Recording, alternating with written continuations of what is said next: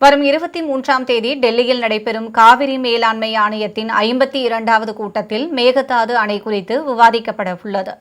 காவிரி நதிநீர் பங்கீட்டில் கர்நாடகம், தமிழ்நாடு, புதுச்சேரி மற்றும் கேரளம் ஆகிய 4 மாநிலங்களுக்கு இடையே சுமூக தீர்வு காண்பதற்காக உச்சநீதிமன்ற வழிகாட்டுதலின்படி காவிரி மேலாண்மை ஆணையமும் காவிரி ஒழுங்காற்று குழுவும் அமைக்கப்பட்டுள்ளன.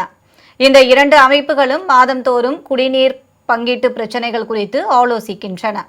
அதன்படி இதுவரை 51 கூட்டங்கள் நடத்தப்பட்டுள்ள நிலையில் 52வது கூட்டம் வரும் 23ஆம் தேதி டெல்லியில் நடைபெறுகிறது.